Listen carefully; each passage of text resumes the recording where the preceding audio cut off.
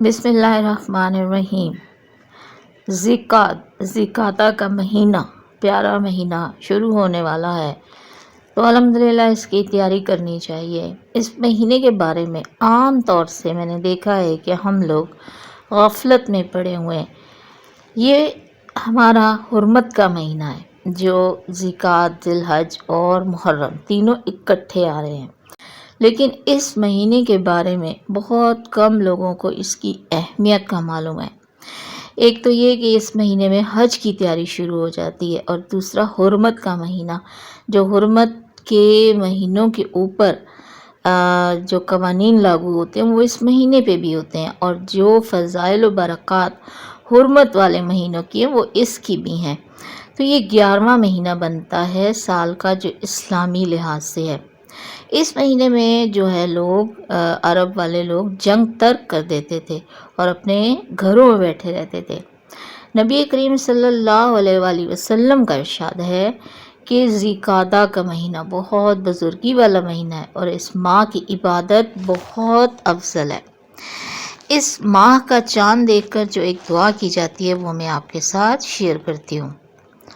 اللہم ھذا الشہر اول من شہر الحرام واوسطہ من شہور حج بیتک الحرام فاغفر لنا جمیع المعاصی والآثام ولا تؤاخذنا بالنواسی والاقدام یا ذا الجلال والاکرام۔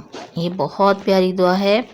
اس میں اس مہینے کے فضائل بھی پتہ چل جاتے ہیں کہ یہ حرمت والا مہینہ بھی ہے، اور اس میں حج کی تیاری بھی شروع ہو جاتی ہے، اور اس مہینے میں سے جو ہے عبادات کا جو ہے وہ سلسلہ شروع ہو جاتا ہے۔ اب سب سے اہم ایک بات آپ کے ساتھ شیئر کروں کہ ہم ذوالقعدہ کے مہینے میں ہر دن جو ہے نا ایک عمرے کا ثواب حاصل کر سکتے ہیں۔ الحمدللہ الحمدللہ، کتنی خوبصورت بات ہے، اور وہ بھی کس طرح؟ صرف 2 رکعت نفل پڑھ کے۔ کس طرح پڑھنے ہیں وہ 2 رکعت نفل؟ نماز عشاء کے بعد اس طرح پڑھنے ہیں کہ ہر رکعت میں صرف 3 مرتبہ سورہ اخلاص پڑھنی ہے، بس یہ 2 رکعت نفل ہے۔